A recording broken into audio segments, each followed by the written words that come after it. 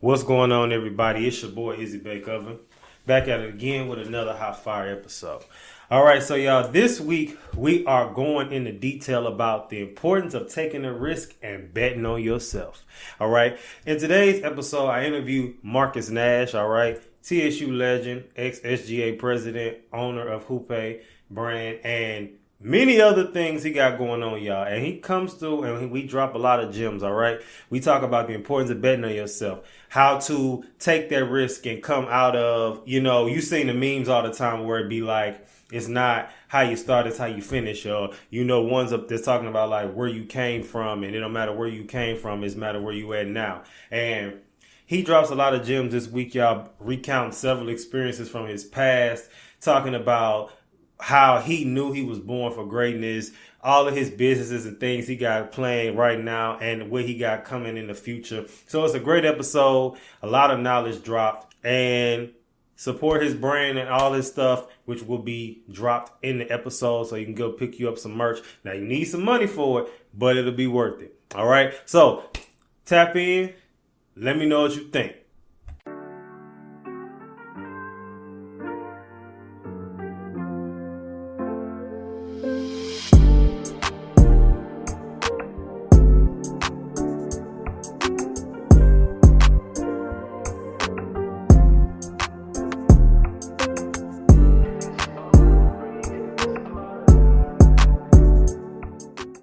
See, and that's what most people don't know. And that's the thing with, a lot of these people. Because like I said in several episodes, everybody's not meant to be an entrepreneur. And everybody don't want to, and that's fine. But to say, and like you just said, I'm glad I asked that question. You could say, oh, I could quit this 9 to 5, but if with me having my 9 to 5 still and investing in, what we doing. Okay. So what was that like? Taking that risk with people, as far as not only because you not only betting on yourself, you in a sense you betting on them too. I'm back and it's up PSA. Wow. I'm too flick to take off all my shit at TSA.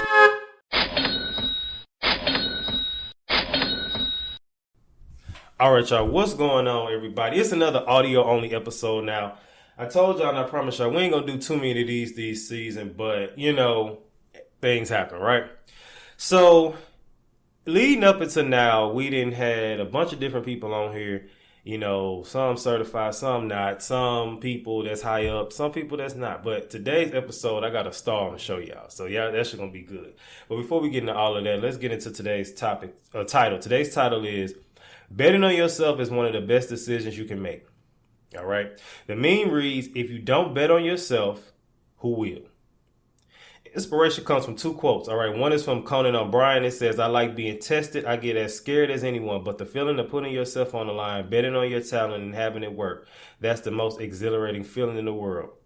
Then the second one by Michael Lewis. It's one thing to bet on red or black and know that you are betting on red or black. It's another to bet on a form of red and not know about it. So that one's a little more intense, but you know how that goes. All right, y'all. So I have a guest today. All right. So tell the people, what's your name, where you from, where you live? Marcus Nash. I'm from Dallas, Texas, and I also live in Dallas, Texas as well. All right. So you are also a Texas Southern graduate, the illustrious Texas Southern. Yes. How was that experience for you? My college experience was great. It changed me for the better. Coming in as a freshman, not knowing anything about college, being a first college graduate in my family, and being a first generation college student was a lot. And going to college not knowing what to expect, coming out and being as successful as before I came, it was like an experience I never encountered before. And that's the thing. So I actually met Marcus his freshman year. It was my last semester. I was in school 4.5 years. So my last semester, fall 16.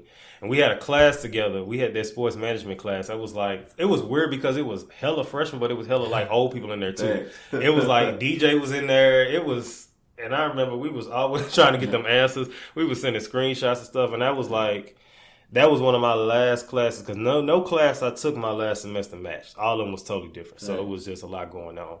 So what can you say? Because I know my experience. What can you say from your first semester And not the first year, but the very first semester to the very last semester. Like, what was like your mindset like? Growth. Yeah. And that comes from seeing other people around you doing things that you want to do. Yeah.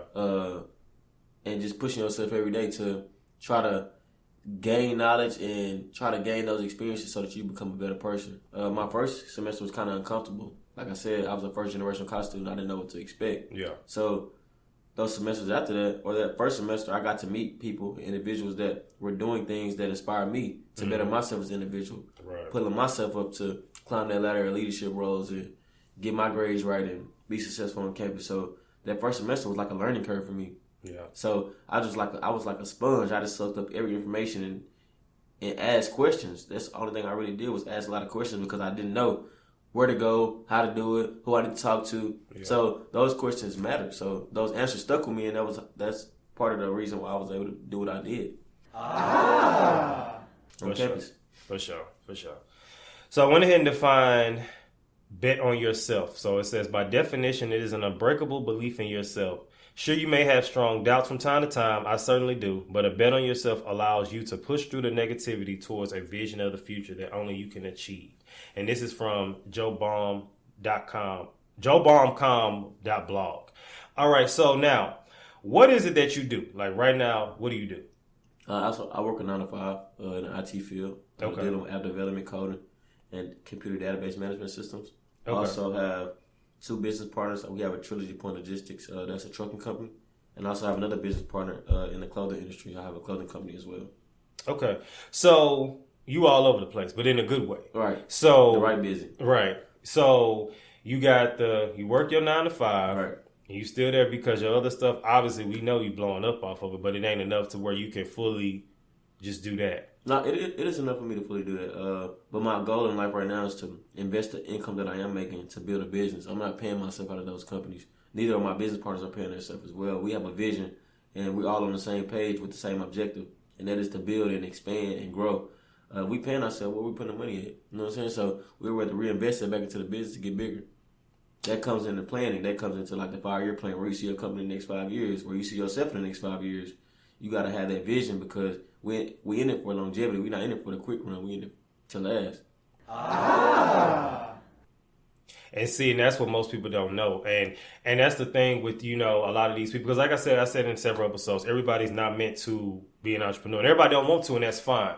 But to say, and like you just said, I'm glad I asked that question. You could say, oh, I could quit this 9 to 5, but if with me having my 9 to 5 still and investing in, what we doing, and that's a lesson for somebody too. And we ain't even 10 minutes in, that's a lesson for somebody too. Like, don't just, even if you can afford to quit, unless it's mentally just draining you or affecting you in that way, don't do it if you don't have to. And clearly his job don't really bother him like that. Do you work remote or are you actually in the office? Hybrid.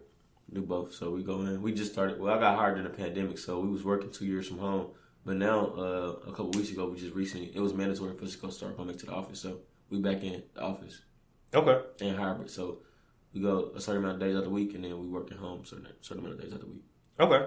All right. So if you have let's do three accomplishments that you're most proud of right now, because you're gonna have some more. We know that, right. But you have like 3. I would say networking would be my first. My second would be planning. And the third one would be executing. And I say that because everything that I'm doing a lot, but it started with a mindset. It started with the people that's around me that inspired me. It started with those conversations that I had in those rooms with those people that was doing the stuff that I'm doing. So if I didn't have that thought process to ask questions and network and build my network, I wouldn't have the knowledge that I have today. Right. And I say 2, planning, because I couldn't have did any of those things without planning. I needed a plan in order to execute, which is my third accomplishment. So without plan, your dream is dead in the water. Because how you just going every day without a plan? You need a plan in order to follow suit and execute those goals that you set in place. Right. Okay, good. So the thing with betting on yourself, because that's the main thing. So I know the answer, and it's just yes or no. But do you bet on yourself? Every day. Every day. So what people don't fail to realize is that betting on yourself is a form of risk taking, okay? Right. So now, when we move into the next segment, what does this have to do with mental health? According to goodtherapy.com, risk taking causes real changes in the brain. which might account for why risk takers quickly seem to become adrenaline addicts. Major risks release adrenaline, which leads to a quick rush in a dopamine, which causes intense feelings of pleasure. Ooh. While these chemicals contribute to a powerful high in most people, the feelings can be especially addictive to people who are struggling with feelings of sadness or depression. Over time, risk-taking can function much like a drug. Risk takers may need bigger risks to get the same rush, and mundane daily activities can start to seem boring and painful. So, honestly, with me being a risk taker that I am, like, putting myself on blast, like, my job, I mean, I'm you one of the people, see, we totally different than that. Mm-hmm. See, your job is just like, it's whatever. Me, and so do you like it, or is it just like, it's just whatever? I like my job. You like your job. See, I don't. So that's what we differ, because me, I be threatening to quit every day. Like, I be like, and I know so many people, especially in education, who are just walking out. Now, at this point, I only got, a few weeks left, if that. But, still, it's been times where I wanted to just take that risk, because some people, some of the greatest accomplishments and some of the biggest people out here, they have just quit, or just, you hear the stories of people who just like, I just quit my job and took a leap of faith, and then God had me the rest of the way.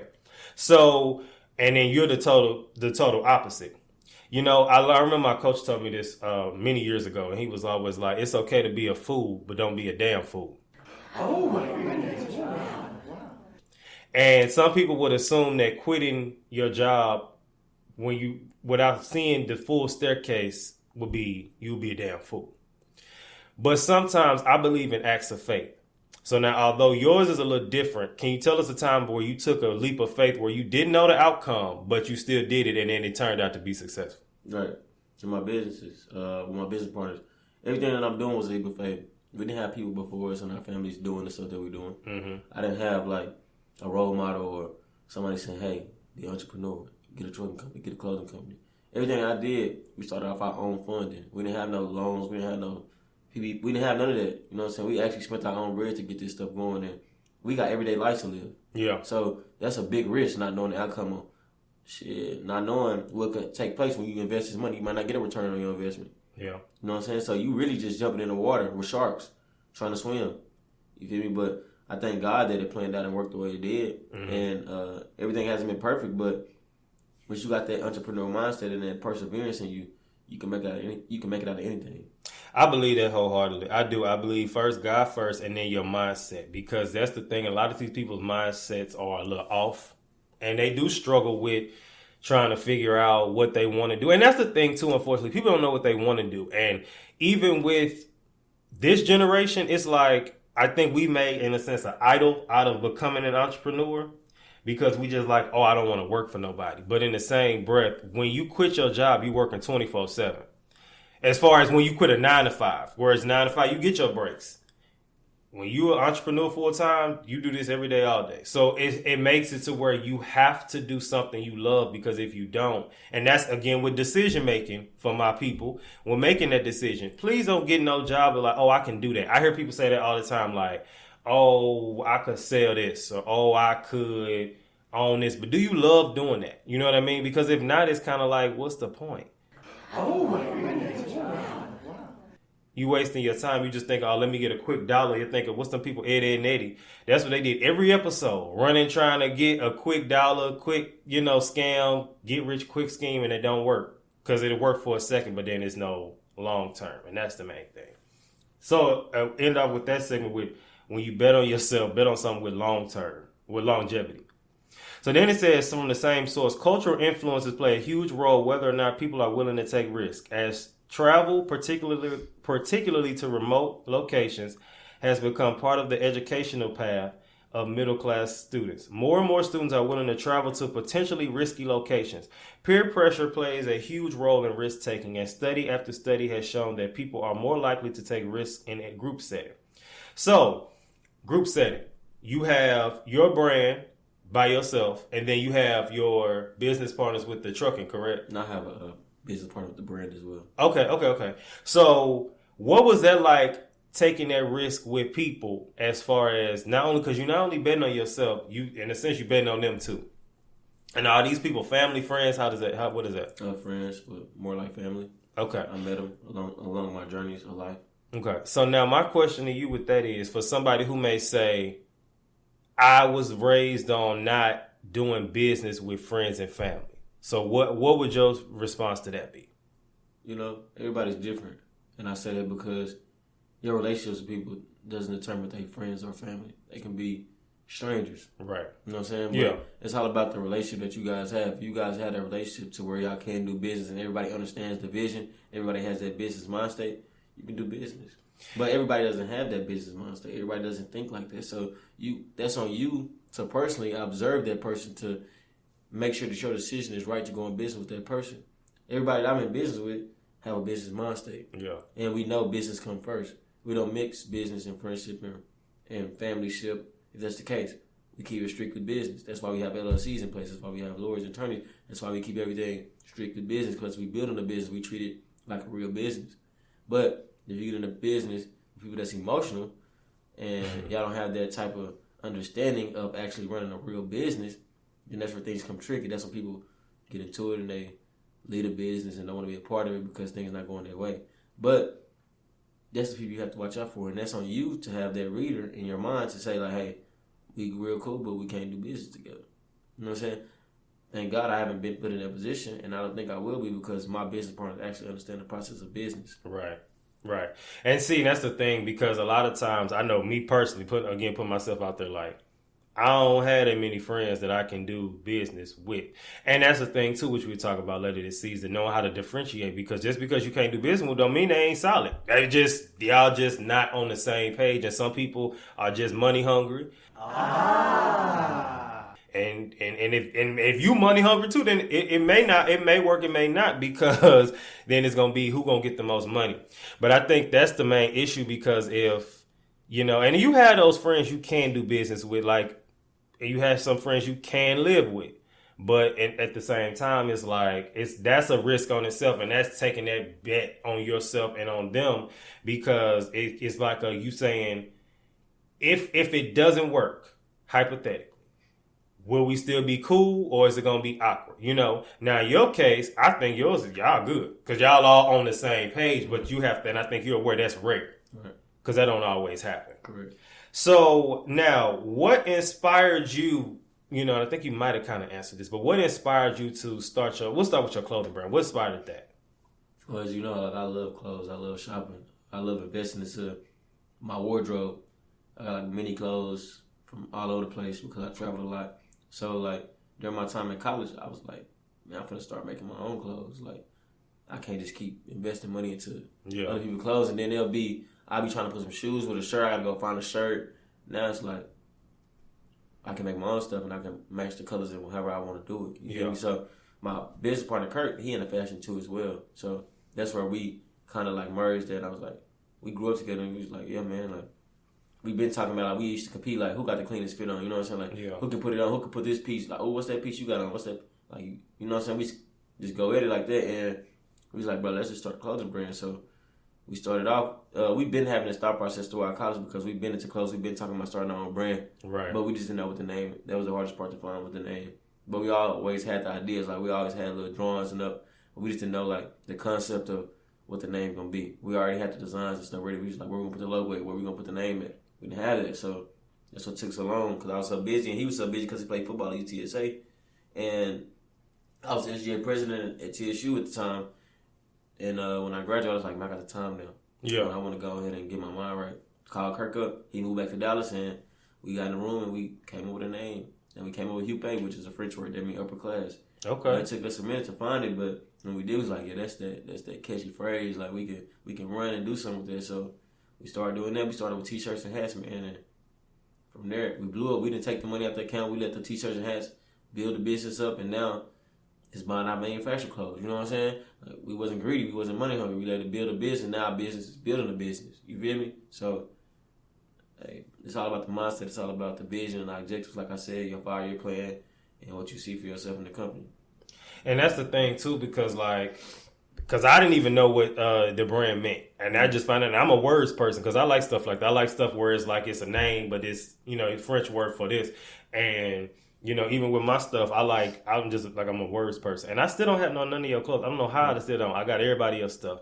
And one thing I can't say about TSU people, alum, I don't know about them currently, but it seemed like everybody that started a brand is never a competition. It's like everybody support each other. And maybe it's something, unless it's something I don't know.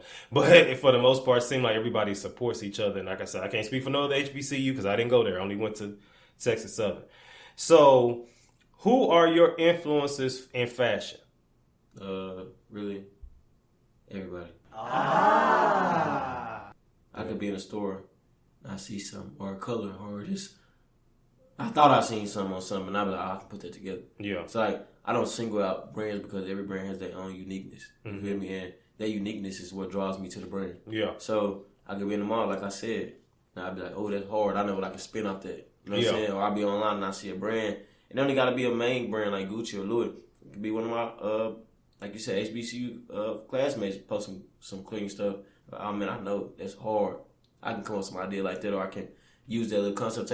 It's like, that's what fuels my creativity. Yeah. My creativeness. And I say, everybody around me that has brands is an inspiration to me because I learn something from them, whether they teaching me or whether I'm just watching. Yeah. You feel me? So I give everybody their credit, and I'm thankful for that.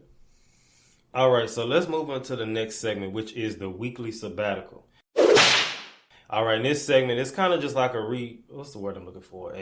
Just a reflection kind of thing, and we just kind of sit back. So, name a time. You named several. So, I'm going to name a time where I bet on myself. I definitely bet on myself with this podcast stuff.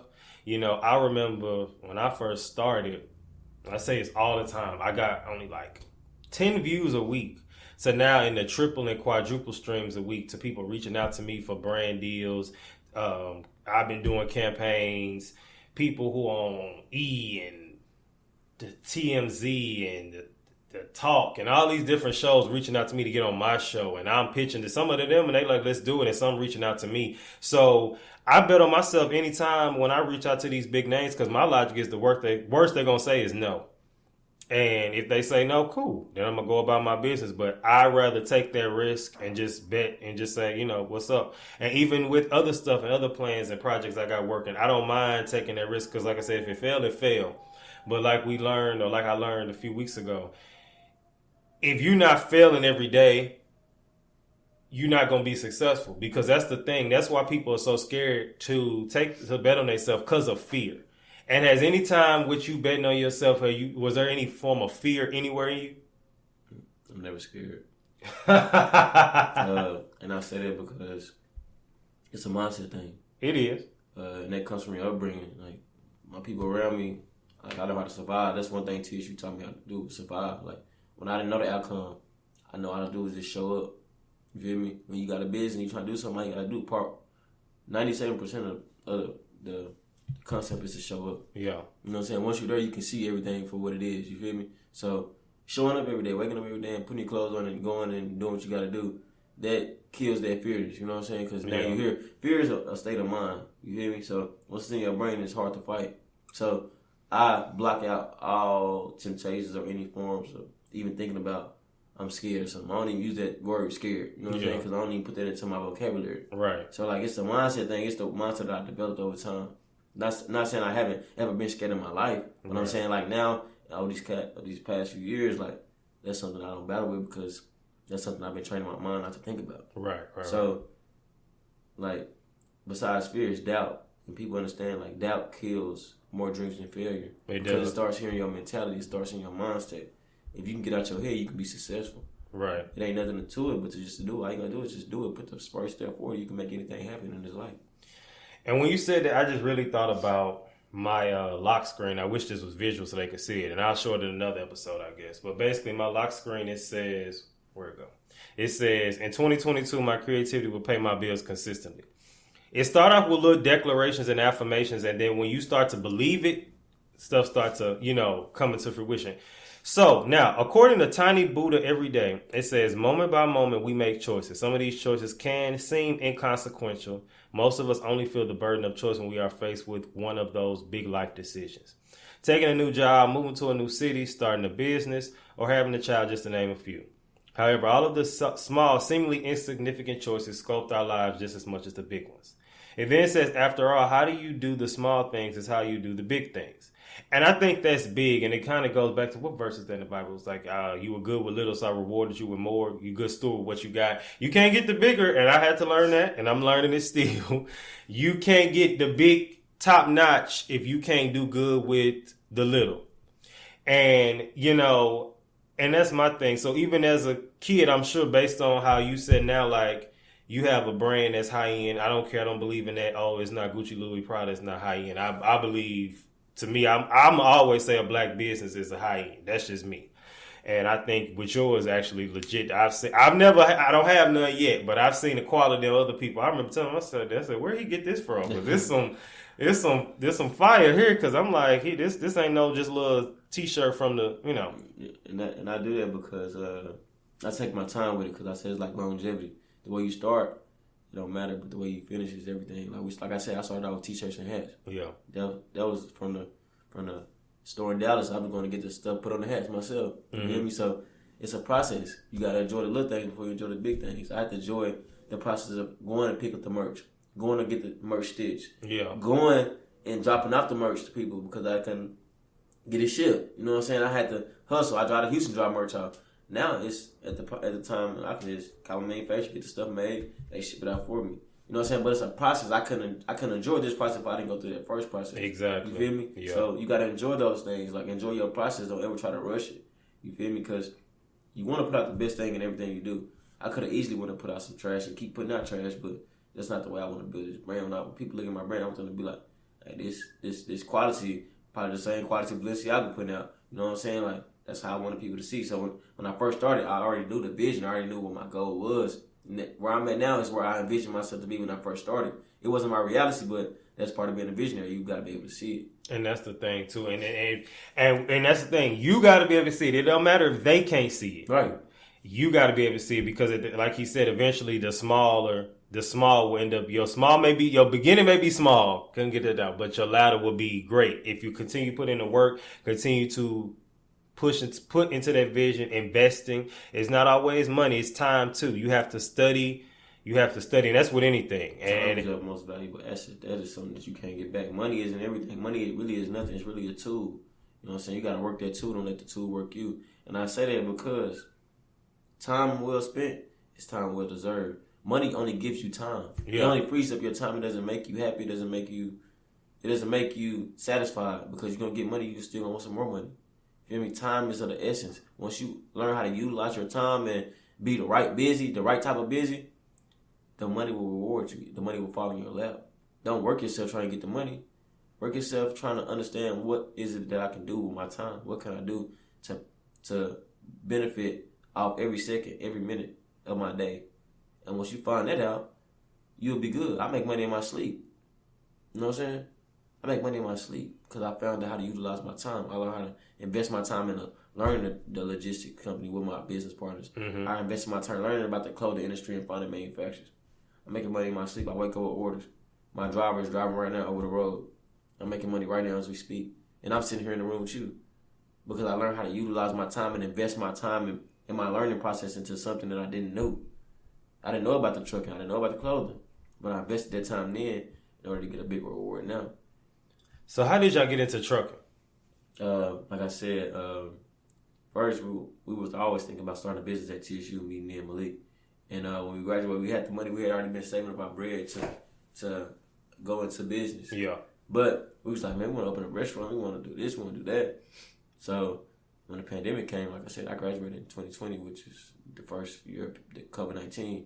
And one thing that never stopped moving, we was on the road. We was like, man, these trucks moving. Like the pandemic going on, everything shut down, but these trucks making this bread. Yeah, for sure. So, man, let's learn let's go ahead and educate ourselves. That's the route we want to go in. So, man, we went into the truck and we educated ourselves and it didn't go like tomorrow we're going to get the truck out of that conversation. It took months and months and months. And we steady kept researching. We steady kept bouncing ideas off each other. We steady had meetings. And it was like, every meeting we brought something to the table, like authority, LLC, EIN number, business account, how we going to get business funding. Mm-hmm. We applied for business funding, got denied. Like, it was little steps leading up to the point to where that's all we knew was the trucking industry. You know what I'm saying? We know how to dispatch our own loads. We know about load boards. We know how to go and fight for contracts. You know how to negotiate rates. We learned all that stuff by researching before we actually jumped into business. So when it's time to go into business, the sky's the limit. You know what I'm saying? So we invested our time at that point in time, and now it's rewarding us. For sure. Like you said, you're making money in your sleep from 2 different places. All right, so now, coming from an article on Thrifty Hustler titled How to Bet on Yourself, and it says how I'm betting on myself. So I have, 6 ways to bet on yourself? The first one says, be clear with what you want. I think that's pretty obvious. And I said it earlier, we said it in the episode, you know what you want. 2, work consistently. Now, I don't believe in overworking yourself, because you know when to take breaks, but you still need to put in that work and have to blot out time of your day.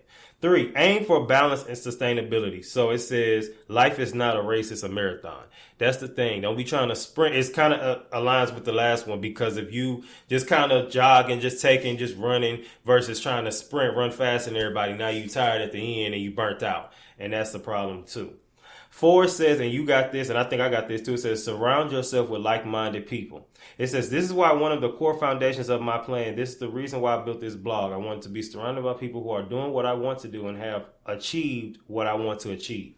And it says here, I want to use this blog and have a platform where I can interact with them. If you look at and then this is from Nipsey. If you look at the people in your circle and you don't get inspired, then you don't have a circle. You have a cage.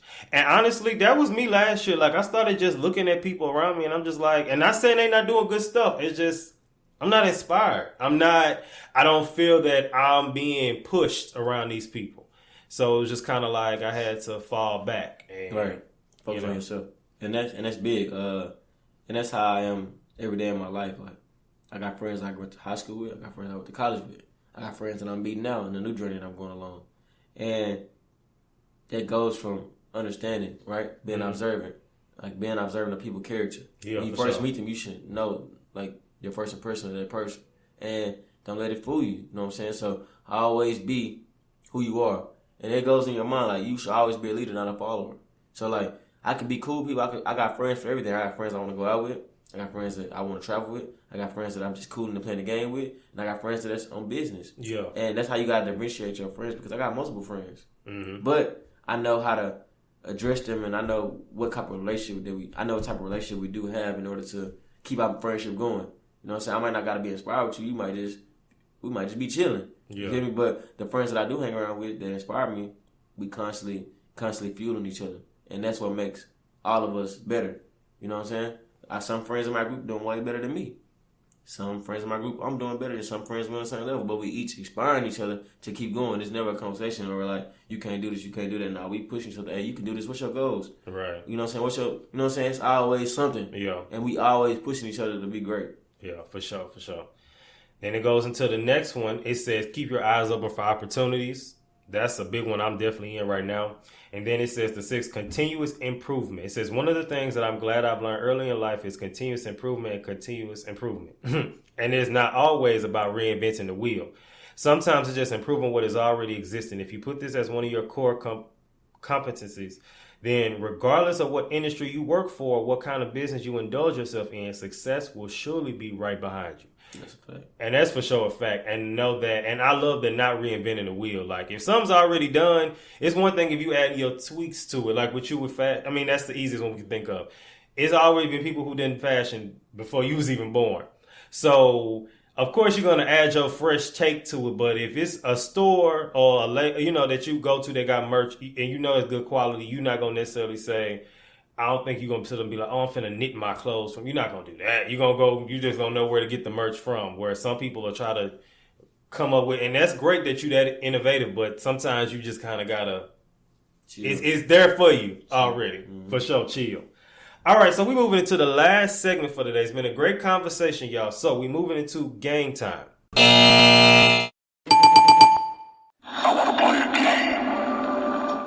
All right, so I'm going to ask him a few questions, and he's going to tell me, the game is called Bet On It. And he's going to tell me whether or not he would bet on it, like, nah, I'm going to leave that alone. All right, you ready? I'm ready. All right, so the first one. Starting your own business from scratch. Bet on it. Starting your own business with one of your friends from back home who's always late and not really driven. That's a no-go. Shooting your shot at somebody you've been looking at for a minute. I bet on it. Going back to school to finish up your degree. Bet on it. And then the last one, starting over from scratch with your clothing brand, but knowing that if I start over completely, that this one gonna really do it. I bet on it. All right. Quick game time today, nothing major. So, ending off with today's question or challenge, and this is for y'all. Remember, y'all can win $20 on Cash App. You know what you can do $20? Can't fill up your tank, but you can do something. All right, so tell me of a time when you betted on yourself and what was the outcome. Even if it didn't work, just tell me. All right, so anything you got to say before we dip on today? I just say be true to yourself and be authentic, because at the end of the day, nobody knows what it takes to be you. Don't try to go in and fit in with nobody else, because you forcing, you changing your thought process, you changing the way you act to be around other people, or trying to fit into a society that's ran by social media. You got to know what makes you happy. You got to know what do you need every day to survive. Mm-hmm. You know what I'm saying? And that's true, because like Drake said, I never had a lot. This is all I need. And that goes back to like the way I was growing up. When I was really happy in my life, I didn't have a lot. I didn't know there was other stuff out there, you know what I'm saying, to what I got now, but I didn't have a lot. So I'm constantly in that mindset. Even though I got a lot of success and a lot of funds, I'm still frugal. I'm still constantly watching on what I'm spending and what it takes and what it takes for me to like live my everyday life. And when I wake up in the morning, all I need is a roof over my head, a bed, a shower, and some drawers and a muscle shirt and some clothes to go to work in. Everything else is a plus. And that comes from self-awareness, self-realization. I don't have to do what everybody else do, because I'm doing what makes me happy every day. And once you know what makes you happy every day, you can build off that. That's your step into your success, because everything starts with you. That's your foundation. And once you have a healthy mind, you have a healthy spirit, you can think clearly. You can see the vision clearly on anything that you want to do in life. And once I got to that point, I was able to do what I'm doing now. All right, I can dig it. All right, y'all. So obviously Marcus's stuff will be in the bio. Y'all can check that out. PSA signing out. Always remember, keep your head up like your neck hurt. Remember who you are. Make your mind up. Don't let it make you.